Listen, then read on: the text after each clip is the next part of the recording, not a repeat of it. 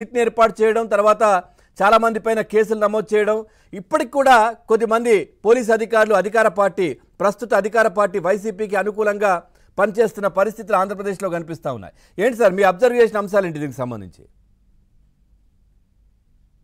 పవన్ గారు, ముందుగా మీకు తోటి ప్యానలిస్ట్ కి ట్రూత్ వీక్షకులందరికీ నమస్కారం అండి. సార్ నమస్తే. హింస అన్నది ప్రజాస్వామ్యంలో హింసకు తావు లేదండి. హింస అన్నది జరిగితే అది తప్పనిసరిగా ఎటువంటి వారి మీద సరే శిక్ష పడవలసిందే. అధికారులైనా లేకపోతే అనధికారులైనా ఎవరు ఇన్వాల్వ్ అయినా సరే శిక్ష పడాలి. ఎందుకంటే హింస అంటూ ఒక మొదలు పెడితే అండి, అది కార్చిచ్చులాగా దావానంగా దారిలో ఏదొస్తే అది మండించుకుంటూ వెళ్ళిపోతుంది, కాల్ చేసుకుంటూ వెళ్ళిపోతుంది. దానివల్ల రాష్ట్ర ప్రజలు పాడైపోతారు, రాష్ట్ర స్పేస్ పాడైపోతుంది, రాష్ట్ర అభివృద్ధి కుంటుపడిపోతుంది. సో హింసని ఎటువంటి పరిస్థితుల్లో ప్రజాస్వామ్యవాదులు ఎవ్వరు హర్షించారు.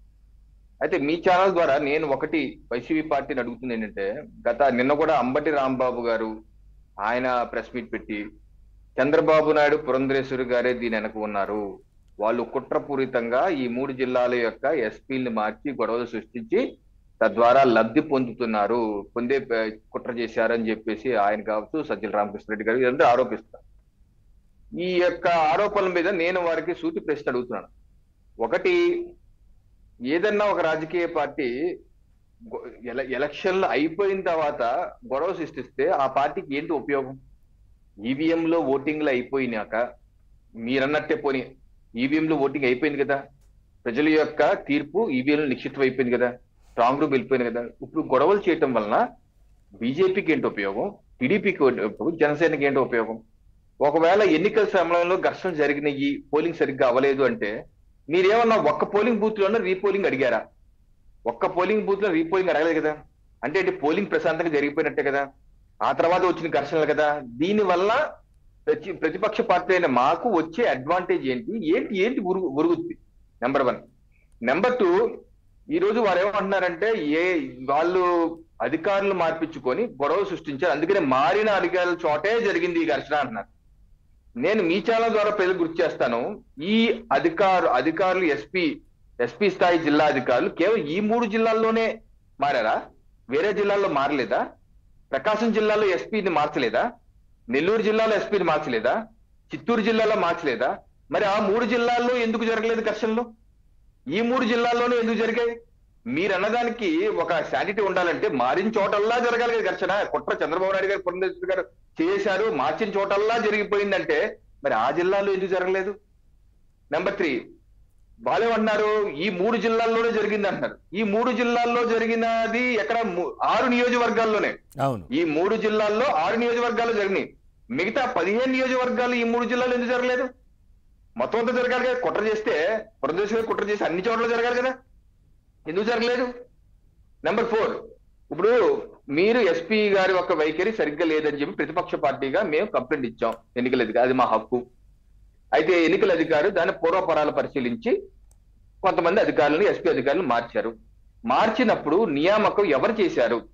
ఎన్నికల అధికారి చేశారా, లేకపోతే సిఎస్ గారిని 3 పేర్లు సూచించమన్నారా? అప్పుడు సిఎస్ గారు ఏం చేశారు? డీజీపీ గారితో మాట్లాడి 3 పేర్లు, వాళ్ళిద్దరు మాట్లాడుకు 3 పేర్లు సూచించి కేంద్ర ఎన్నికల సంఘాన్ని పంపారు. ఈ 3 పేర్ల యొక్క సెలక్షన్ లో పురంధరేశ్వరి గారి, చంద్రబాబు నాయుడు గారి కానీ హస్తం ఉందని మీరు భావిస్తున్నారా? లేకపోతే పురంధరేశ్వరి గారికి కావాల్సిన అధికారులే వచ్చారని మీరు ఎలా చెప్తున్నారు? ఇప్పుడు సెలక్షన్ ప్రొసీజర్ లో చంద్రబాబు నాయుడు గారి, పురంధరేశ్వరి గారికి ఏం రోల్ లేదు కదా, ఆ డీజీపీ గారి, సిఎస్ కదా. మీరు ఆరోపణలు ఒకవేళ చేయదలుచుకుంటే సిఎస్ ఇన్వాల్వ్ అయ్యారు, డీజీపీ ఇన్వాల్వ్ అయ్యారు, పురంధరేశ్వరి ఇన్వాల్వ్ అయ్యారు, చంద్రబాబు నాయుడు గారు ఇన్వాల్వ్ అయ్యారు, కేంద్ర ఎన్నికల సంఘాలు 5గురు ఇన్వాల్వ్ అయ్యి చేశారని చెప్పాలి కదా. ఈ రోజు పల్లెత్తు మాట సిఎస్ అన్నట్లేదే మీరు. జవహర్ రెడ్డి గారిని ఎవరు నియమించారు? మీ ప్రభుత్వమే కదా. ఆయన సూచించిన పేర్లు పురంధరేశ్వరి గారి పాత్రే ఉంది, అవును, వారి పాత్ర లేదు కదా. అలాంటప్పుడు వారు పంపించిన పేర్లో కేంద్ర ఎన్నికల సంఘం ఒక పేరు సెలెక్ట్ చేస్తే దానికి పురంధరేశ్వరి గారికి, చంద్రబాబు నాయుడు గారికి ఏంటి సంబంధం? అసలు ఈ వైసీపీ పార్టీ మంత్రులు గాని, మాజీ మంత్రులు గాని, పేరు నాని గారు మాట్లాడే మాటల్లో ఎటువంటి లాజిక్ లేదు. కేవలం బురద జల్లి సిగ్గుమాలిన ఆరోపణ చేసి, చెత్త ఆరోపణలు, హేతుబద్ధత లేని ఆరోపణ చేసి ఏదో రకంగా చంద్రబాబు నాయుడు గారి పేరుని, పురంధరేశ్వరి గారి పేరుని బద్నాం చేయాలని చెప్పి ఏ మాత్రం హేతుబద్ధత దమ్ముంటే నేను అడుగుతున్నాను.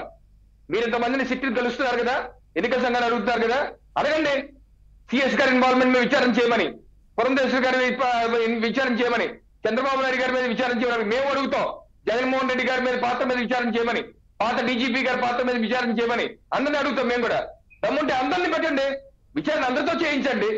అంతేగాని మీరు లేనిపోని విషయాలు సృష్టించి కేవలం ఇదేదో వీళ్ళే సెలక్షన్ చేసినట్టు, అదేదో పురంధేశ్వరి గారే సెలెక్ట్ చేసేసారంట, ఐపీఎస్ ఆఫీసర్ ఆవిడే సెలెక్ట్ చేసేసినట్టు ఎందుకు ఈ పిచ్చ కబుర్లు చెప్తారు? అనవసరమైన అబద్ధాలు ఎందుకు ప్రచారం చేస్తారు? నిన్న అనుకుంటా లావు శ్రీకృష్ణదేవరాయలు గారు నిన్న వారు ఎన్నికల కమిషన్ మీనా గారిని కూడా కలిసి చెప్పారు, ఏమండి అసలు ఆ ఎస్పీ గారికి నాకు నా కుటుంబానికి ఎటువంటి సంబంధం లేదు, నా మీద కులం పేరు మీద లింకప్ చేసి అసత్య ప్రచారం చేస్తున్నారు, ఎటువంటి విచారం కన్నా నేను సిద్ధం అని శంషేర్ గారు ఆయన కాబట్టి నా కాల్ డేటా తీసుకోండి అన్నారు. ఆయన గతంలో కూడా 2 రోజుల క్రితం ప్రెస్ మీట్ పెట్టారు.